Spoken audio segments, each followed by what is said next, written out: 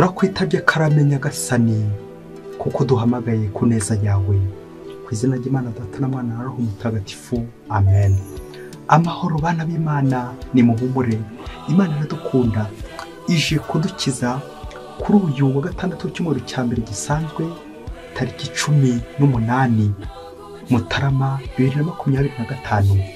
Ngaho tujye guhurira n'Imana iduhamagaye, nitwitabe karame hamwe n'amasomo tujye kuzirikanaho. Isomo rya Bibiliya w'Abanditsi b'Abaheburayo, umutwe wa 4 umurongo wa 12 kugeza ku 16. Bavandimwe, koko ijambo ry'Imana ni irinyabuzima, ni irinyabushobozi, kandi riracyaye kurusha inkota y'amugi abiri, riracengera kugeza aho umutima n'ubwenge bitandukanira hagati y'ingingo n'imisokoro, rigasobanura ibyifuzo n'ibitekerezo byihishe muri buri muntu. Nta kiremwa na kimwe kiribera intaboneka, ahubwo byose biratamuruye kandi biritagaje mu maso y'uwo tuzagomba kumurikira ibyacu. Ubwo dufite umuherezagitambo mukuru uhebuje watashye mu ijuru, Yezu umwana w'Imana, nitwikomezemo ukwemera. Koko rero ntidufite umuherezagitambo mukuru wananirwa kudutabara mu ntege zacu. Yageragejwe muri byose ku buryo bumwe natwe, ariko ntiyatsindwa n'icyaha. Nitwegerane rero ubwizere intebe ya Nyirineza, kugira ngo tugirirwe impuhwe kandi duhabwe imbaraga zizadufasha igihe kigeze. Iryo ni ijambo ry'Imana. Zaburi ni ya 19. Amagambo ya Nyagasani aturuka kuri Roho kandi agatanga ubugingo. Itegeko ry'Uhoraho ni ndakemwa, rikaramira umutima. Amabwiriza y'Uhoraho ni amanyakuri, abacisha make akabungura ubwenge. Amateka y'Uhoraho araboneye, akanezereza umutima. Amategeko y'Uhoraho n'uruhemure, akamurikira umuntu. Igitinyiro cy'Uhoraho kiraboneye, kigahoraho iteka ryose. Ibyo Uhoraho yemeje ni amanyakuri, byose yabitunganye.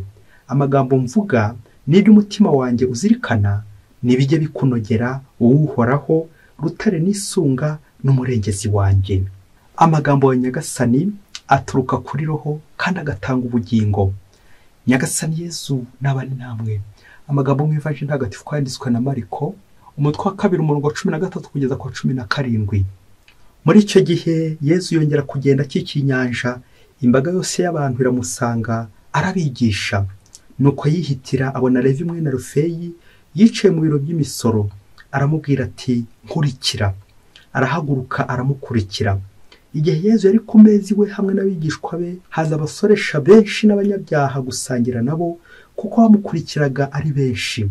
Abigisha amategeko n'abafarisayo bamubonye asangira n'abanyabyaha n'abasoresha, babwira abigishwa bati, dorere, mbese asangira n'abasoresha n'abanyabyaha? Yezu ngo abyumve arabasubiza ati, abazima sibo bakeneye umuvuzi, ahubwo n'abarwayi. Sinazanywe n'intungane, ahubwo nazanywe no guhamagara abanyabyaha. Iyo ni Ivanjili ntagatifu. Yesu agira impuhwe nyinshi, ntiyanga abamusanga, akunda abamwegera, bakamusaba ibyo bakeneye, tumuhabwe twese mu Karisiya ye. Bayoboke b'Imana, nimugira amahoro. Aha tugeze ni kuri buri munsi. Nyagasani buri gihe aratambuka, agatambutsa ijambo rye, agatambutsa ubuzima bwe, kugira ngo ubeho nanjye mbeho buri munsi. Amasomo twateguriwe y'uno munsi araganisha ku itorero rya Levi, intumwa ya Kristo Levi. Ubwo kuwa mbere w'iki cyumweru twazirikanya ku itorwa ry'intumwa enye, Petero, Andereya, Yakobo na Yohani, ngo bari bahuje umwuga wo kuroba. Nuko tuza kumva uburyo Yezu yabatoye, abakuye mu bwato, bagasiga se aho ngaho n'inshundura zabo, ubundi bagakurikira Yezu. Ubwo Yezu yabasezeranye ikintu gikomeye ati, nimungurikire nzabagera abarobyi b'abantu. Amen. Uyu munsi dusoza iki cyumweru, nabo turabona Yezu turi gutambuka, agatora intumwa yindi, Levi ari witwa Matayo mwene Alufeyi, akamutora. Amukuye hehe? N'ahantu narinjye kuvuga noneho hagoye, mu biro by'imisoro kuri Gasutamo. Nuko akamubwira ati, nkurikira. Ngiye ijambo tujye kuzirikanaho, nkurikira. Uwo umuntu aje kukubwira ati nkurikira, wajyayo, wagenda. birumvikana ushobora kugenda kubera ubwoba, ikindi kandi ushobora kugenda kubera ko umwizeye, icyizere muri Yezu kubwira uti nkurikira. Ngira ijambo ry'Imana rihumuriza. Aho kwicarira umutogoto w'inkono, wakwicarira ijambo rya nyirayo. Ngicyo twumvise mu isomo rya mbere, ijambo ry'Imana uburyo ritambuka ari ikinyabuzima, ijambo twabwiwe n'Imana. Niyo mpamvu umuntu wese wabumbuye Bibiliya ye akabumbura ijambo ry'Imana atongera gutaha uko yaje, atahana icyizere, agatahana ineza, agatahana nyine ijambo ry'Imana muri we, kuko ijambo ry'Imana rigombe mpaka riguhindure. Ntabwo rishobora kumanuka rityo ureze gusubiraho ritawebeje iki imyaka kandi riho umubiri ikimutunga cya buri munsi. Ese mubyeyi, koko uvugishije ukuri, ijambo ry'Imana rijya riguhindura, rifite aho rikuganisha, aho rikuvana aho rikuganisha. Ukomeza ubyibazeho, wasanga uri mu bagenda mu kigare numvise ijambo ry'Imana, basomye ijambo ry'Imana, byari byiza we, ariko se byari byiza nawe koko ni wawe byari byiza? Nta kindi, ijambo ry'Imana nirihindura ubuzima bw'umuntu. Twumvise rero ijambo rihinduye Matayo wari uri ku biro by'imisoro gasutamo, none yumvise ijambo rya Yezu utambuka ati nkurikira, ahise amukurikira. Ijambo rihindura, ijambo rikiza, ijambo rya nyiraryo Yezu Kristo utambuka akiza, ahamagara abantu. Mu Ivanjiri turumva nyine urugendo Levi akoze, nta nubwo rwumvikana kimwe na rwa rugendo rwa za ntumwa za mbere. Tekereza nawe uvuye mu bwato, icyo kintu bita ifi, ukemera ukakizinukwa ngo ugiye kuroba abantu da, urumva ko ukuntu ibyo bintu bigoye. Ngaho tekereza noneho wari uri mu mafaranga, none ugiye kujya utazajya uyabona.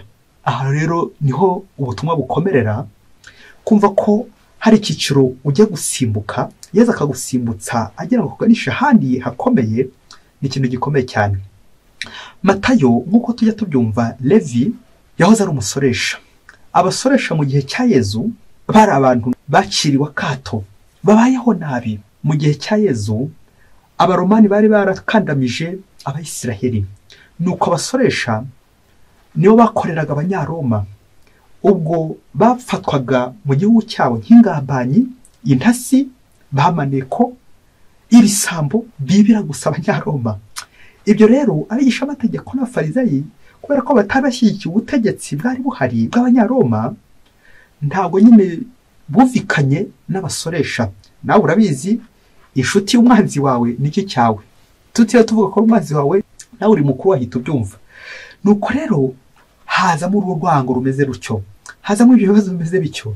Niyo mpamvu twumva Yezu nasuhuza bariya banzi b'Abafarisayi, Abafarisayi ntabwo baza kumuga ubuhoro, baraza kugenda bamuneka ati arabasuhuje, asangiye nabo. Noneho mbega kaga, uriya ni Yezu kuko n'umwana w'Imana agakora biriya.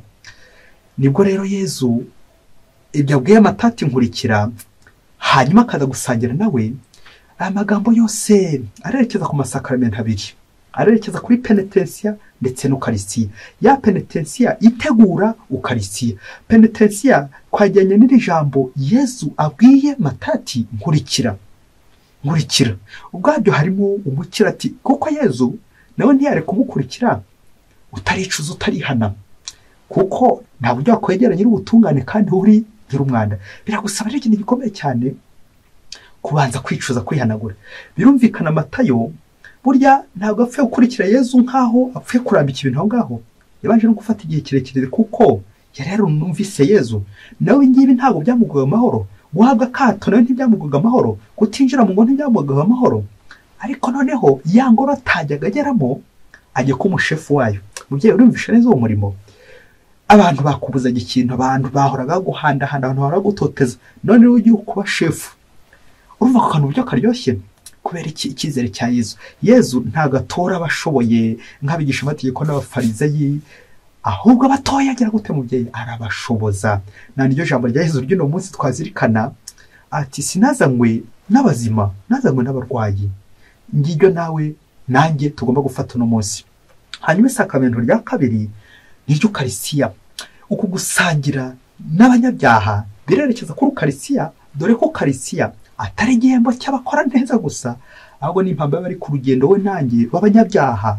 Turi mu rugendo de pèlerin, abantu bakeneye kugana mu gihugu cy'isezerano, nuko tukajya kureba Imana.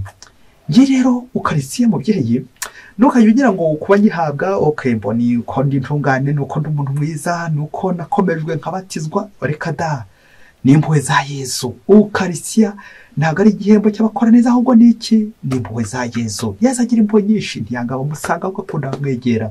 Nawe rero Yesu arifuza ko utakongera kujya wiyemera nk'umufarisayo ati ngewe ndahazwa. Hari igihe wasanga uhazwa guhabirwa ku byaha, kunenga abandi, kunegura abandi, guhora buri gihe ucunga abandi.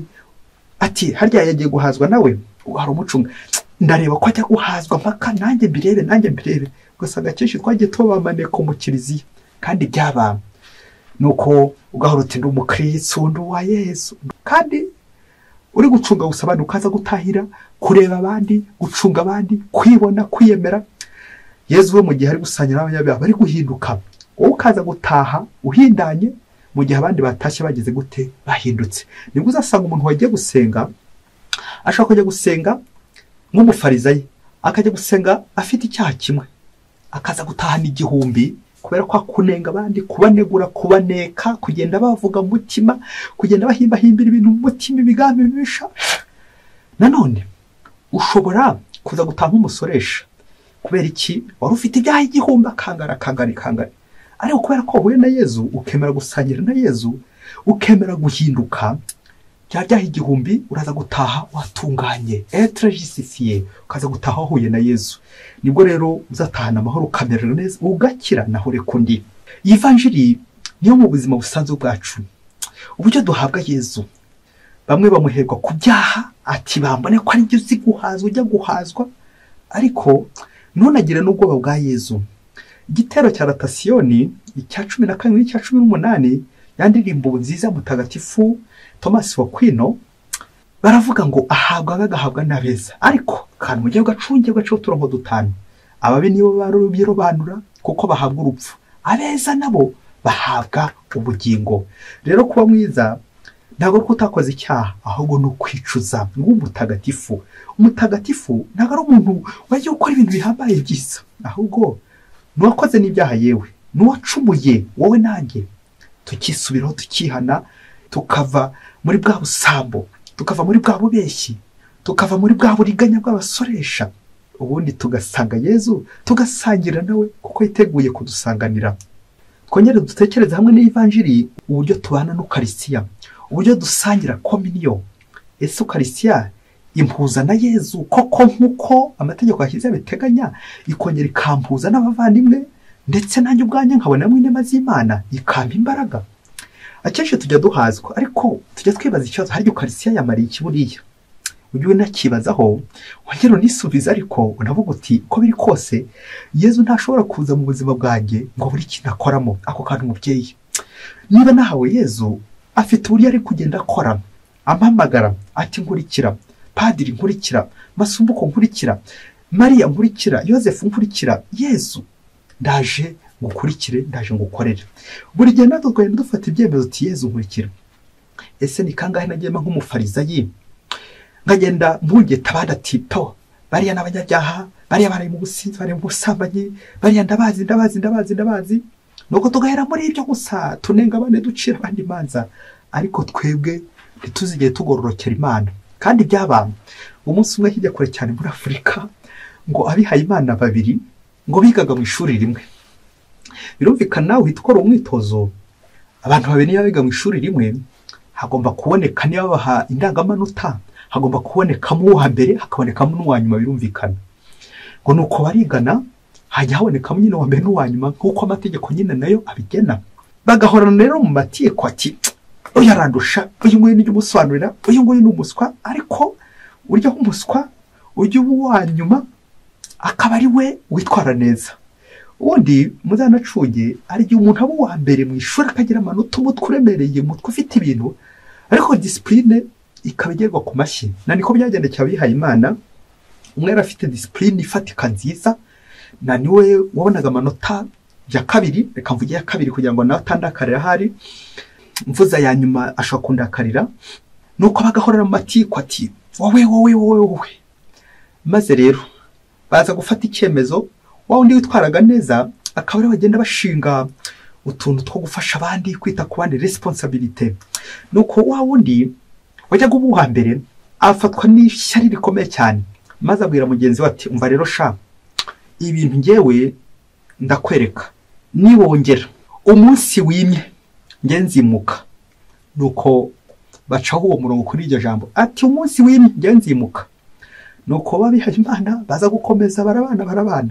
Igihe kiza kugera, wa wundi wari ufite discipline nziza ariko utarabonaga amanota menshi cyane, baza kumutorera kuba umukuru muri ako karere. Wa wundi koko ahita yimuka. Wa wundi afata icyemezo yimukira mu yindi diyosezi. Nuko ubuzima burakomeza. Igihe kindi kiza kugera, wa wundi n'ubundi wabaye mukuru muri ka karere aza kongera akomeza, aza kuba umukuru muri ya diyosezi. Wa wundi wajya kubuha mbere ati itegeko riravuga ngo uzimikwa njyewe nimuke. Nuko afata icyemezo cy'uko atongeye kuba uwihaye Imana. Ako kanya ahita bivamo, yimuka mu bihaye Imana. Igihe kiza kugera bya bindi by'uko Nyagasani iyo yagutoye atita ku ndeshyo yawe, nanjye kuvuga atita ku bwenge bwawe. Igihe kiza kugera, wa wundi aza kuba umukuru ku rwego rw'igihugu. Ako kanya undi nawe ahita ahunga, aragenda ava muri icyo gihugu ajya mu kindi gihugu. Ku minsi yagiye zamuka, igihe kiza kujya noneho wa wundi aba umukuru nanone ku rwego rw'isi yose, umwe mu bakuru ku rwego rw'isi, abakuru bo muryango.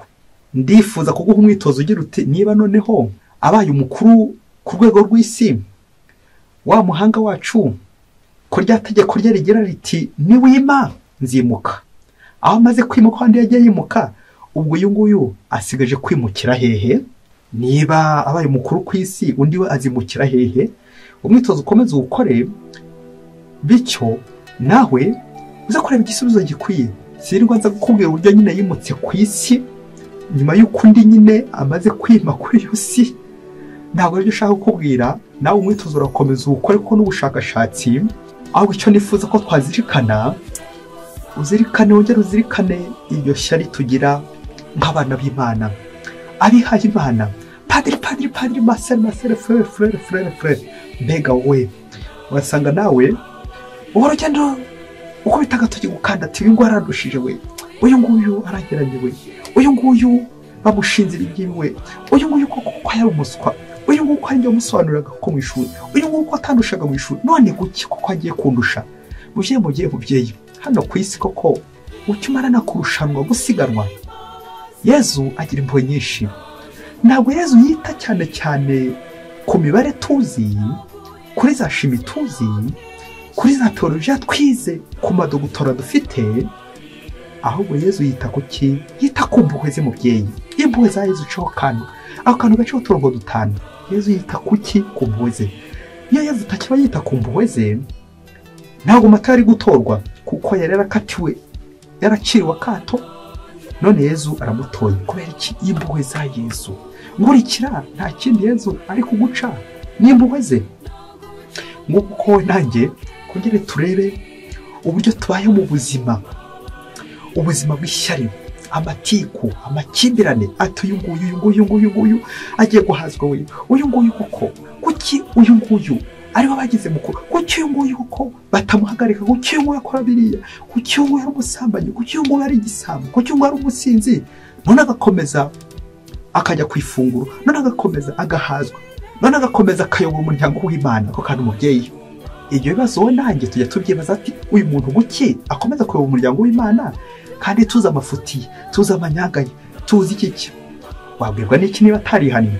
Ubaye utarihana nawe waba uri gusebya Yezu, kuko Yezu aradutora atabe ko turi abanyabyaha ndetse b'abahemu, ahubwo adutora kugira ngo adutunganye. Nawe iyo yagutoye ntihongere nawe gutungana, uzavuga uti Yezu ndi kukubera imbwa, Yezu ndi kugusebya, kuko icyo wantoreye atari cyo ndi gukora, ubu icyo wantoreye atari cyo ndimo, ubu icyo wantoreye ndi kugusebya, nagiciye ku ruhande. Hanyuma tuze gusoza uno munsi, nyuma yo kumva bareze uburyo batowe ndetse n'uburyo abigisha bategeko n'abafarisayo bagiye babagirira ishyari.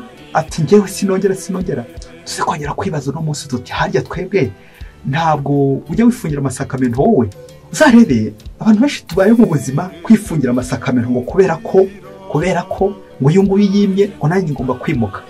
Kugira tuwe uburyo twagiye twimura Yezu wacu, rimwe na rimwe ubuzima bwa roho tukabwimukamo kubera ko umuvandimwe bamuzamuye mu ntera, kubera ko umuvandimwe yateye imbere, kubera ko umuvandimwe yakize, nuko rero tukaba mu buzima bw'ishyari.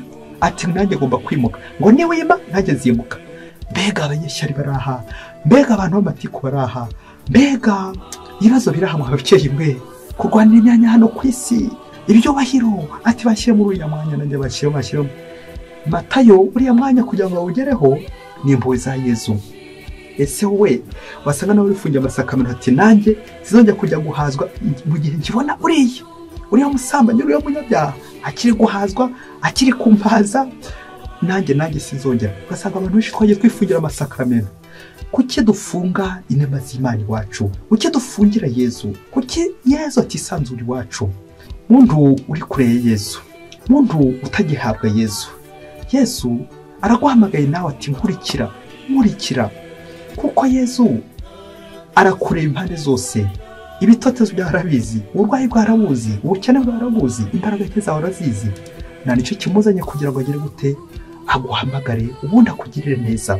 Yego nyine ntabwo nanone tupfa guhazwa, kwagupfa nyine ati kapfe guhazwa n'undi wahita unapfiramo, ahubwo none bigomba imyiteguro ya penetensiya kugira ngo tuze kwakira Yezu n'umutima wacu wose, umutima mwiza. Nk'uko ushobora kurangiza ubuzima bwawe wiyahuye kubera ko undi nawe yahuye na Yezu, ukiyahura neza kumwisha amategeko y'umufarizayo ati iyi si nanjye mpaka nyiveho, kuko sinakomeza kubana n'uriya, sinahurira n'uriya muryango wa kiliziya, ntitwahurira ku meza amwe, ntitwahurira mu nzu imwe, ntidushobora kubana. Nuko ukaza gushyira mu katati sinshobora kubana n'umuvandimwe. Aho ngaho nyine ntabwo uri umufarizayo gakeya. Abafarizayo baturimo benshi cyane. Igihe cyose uzumva hari umuntu mudashobora kubana, ngo ntabwo ari umufarizayo. Igihe cyose uzumva hagati yawe n'undi harimo urukuta, nta bufarizayo burenze ubwo ngubwo. Abana b'Imana nta rukuta rwagombye kujya hagati yabo. Ubwo rero harimo umufarizayo umwe, harimo n'umusoresha umwe. Ni ukwihangana, abo bose turabasuhuje, bazacana uwaka, abo bose bari kure y'Imana. Nawe Nyagasani aguhamagara ati nkurikira. Ngiye gusoreza ku magambo meza mutagatifu Yohani Mariya Vianney ubwo yashishikarizaga abakristo yarise guhabwa Yezu kenshi, kuko ku bwabo ntacyo bakwishoboza. Ati mujye muza muhabwe Yezu, yego ntitubikwiye ariko turabikeneye. Amen, amen, amen, amen. Mwese Imana ibahe umugisha, Imana Data na Mwana na Roho Mutagatifu. Amen. Padiri Masumbuko Ladislas wa Diyosezi ya Cyangugu.